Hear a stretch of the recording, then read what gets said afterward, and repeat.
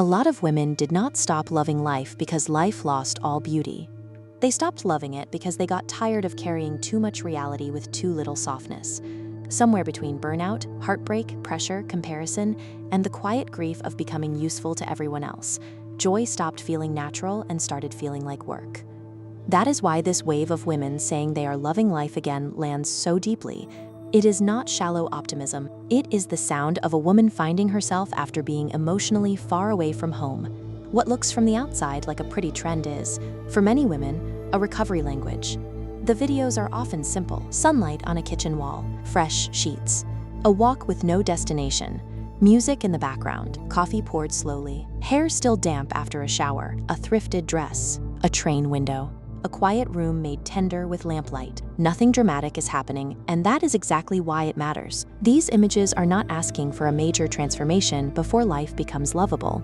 They are saying that life can become lovable again in the middle of an ordinary Tuesday. For women who have spent years waiting to feel better only after they fixed everything, achieved everything, healed everything, and proved everything, that message feels almost revolutionary. The emotional power of this movement comes from the way it blends nostalgia with self-love. Nostalgia is not just a desire to go backward. It is often a longing to feel emotionally intact again. Many women are not missing a specific year as much as they are missing a version of themselves who felt present, hopeful, playful, open, and easy to delight. They miss the girl who could be moved by small things. They miss the self who did not yet narrate every moment through exhaustion. They miss the person who believed a beautiful day actually belonged to her. So when women create videos that feel like memory, even when they were filmed this morning, they are doing something subtle and powerful. They are not merely documenting a mood.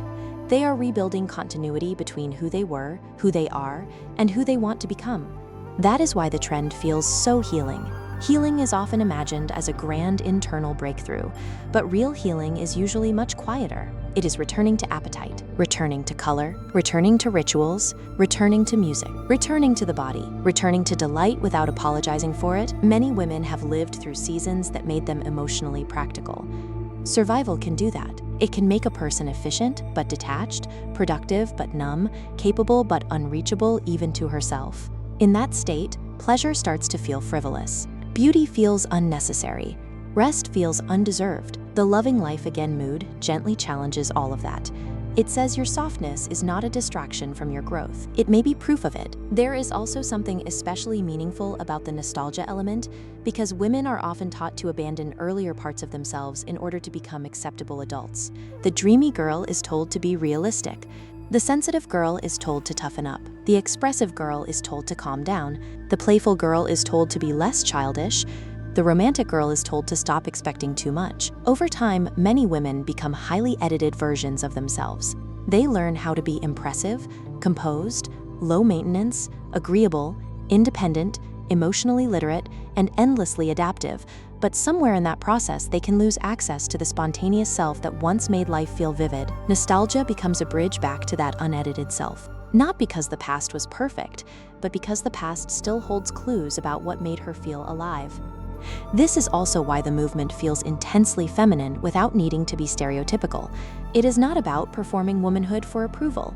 It is about reclaiming tenderness as a valid way of existing. It is about treating your own life as something worth styling, savoring, protecting, and adorning, even when nobody is watching. That distinction matters. A woman lighting a candle before she folds laundry is doing far more than creating an aesthetic. She is refusing the idea that care only counts when it is practical or visible. A woman buying flowers for herself is not pretending to be in a romance. She is expanding the definition of romance until it includes the way she speaks to her own nervous system. A woman taking herself on a walk at golden hour is not playing dress up with adulthood. She is rehearsing the belief that her life deserves reverence now, not someday. In that sense, romanticizing everyday life is not delusion.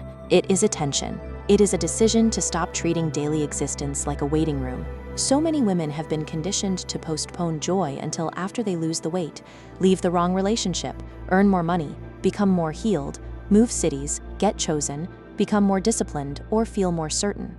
The result is a life that is technically functioning but emotionally deferred. The women who are loving life again are interrupting that pattern. They are saying, I am not going to wait for a perfect chapter to begin participating in my own life. I'm going to notice the light now. I'm going to wear the perfume now. I'm going to make breakfast beautiful now. I'm going to let this version of me be worthy of devotion now. That is where identity recovery comes in. The most moving part of this trend is not the visual softness.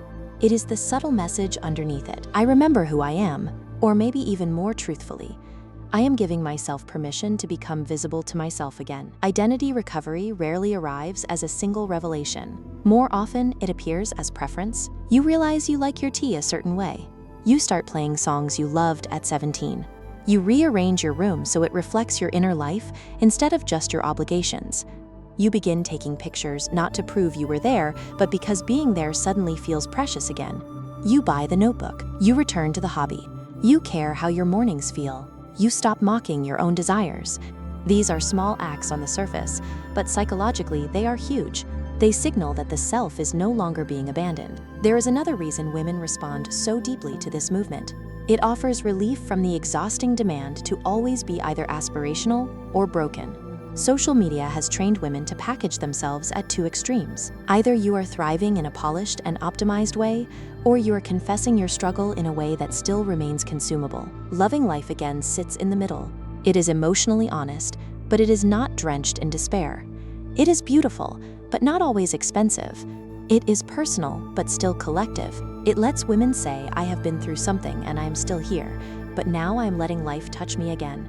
That emotional middle ground is rare, and people are hungry for it. This helps explain why the trend performs so well on social media for female audiences. It gives viewers a feeling before it gives them information. The strongest social content is rarely content that simply tells people what to think.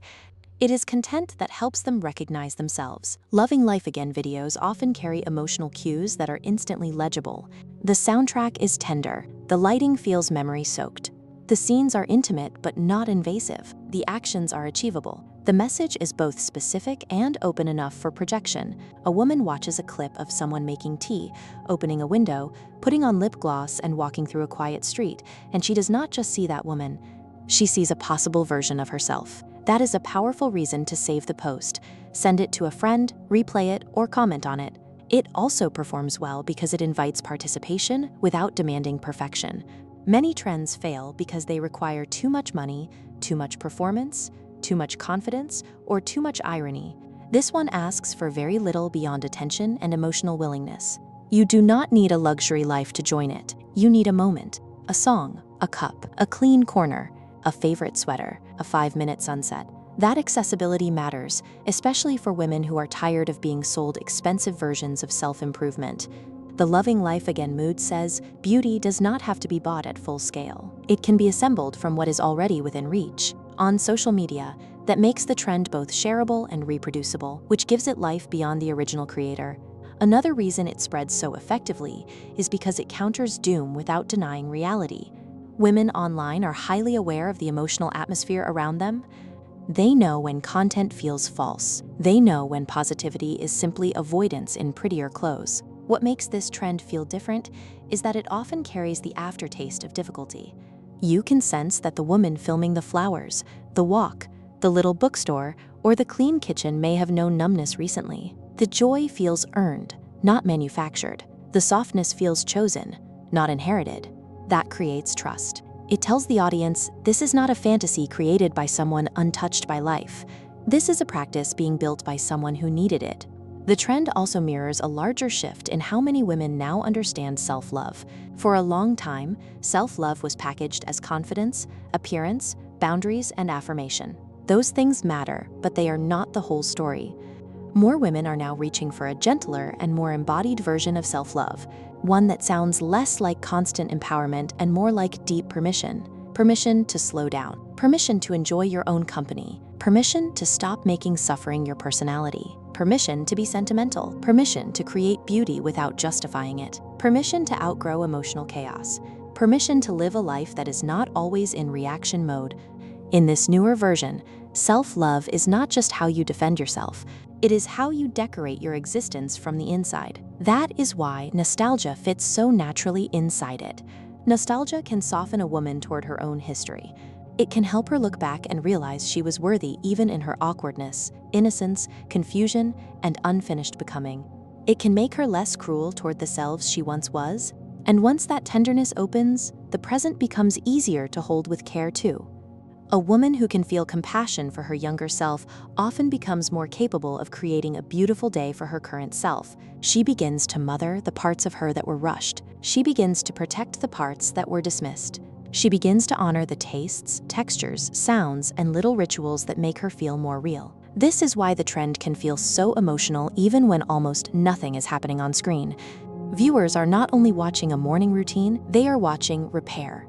There is also a cinematic quality to all of this that matters more than people sometimes admit. Women are often accused of being dramatic when they are really being imaginative.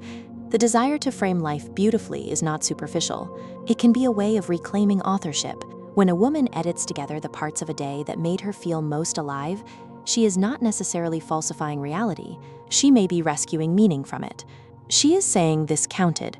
This was real. This softened me. This reminded me I am still here. Cinema has always known that ordinary gestures become profound when they are witnessed with care. Women are now applying that same gaze to their own lives. In a culture that has often taught them to see themselves as burdens, projects, or performances, that act of self-witnessing is deeply transformative.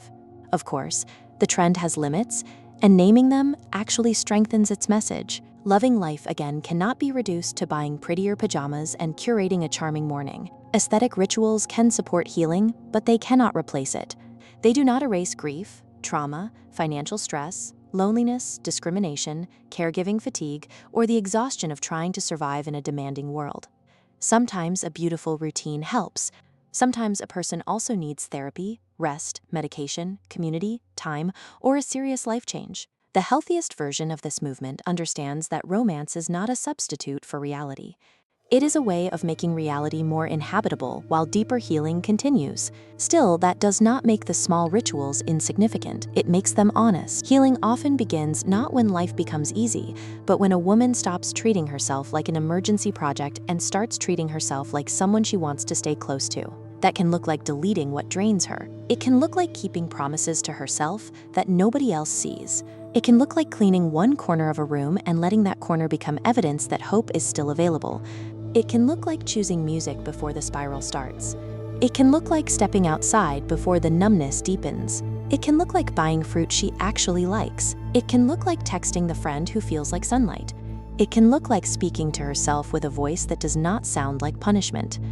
None of these acts are dramatic, but together they create a life that feels more livable. And a livable life is often the first step toward a lovable one. That may be the deepest reason this trend has such emotional force. It gives women a vision of recovery that is intimate rather than intimidating. It does not demand a total reinvention. It suggests that coming back to life can happen through accumulation.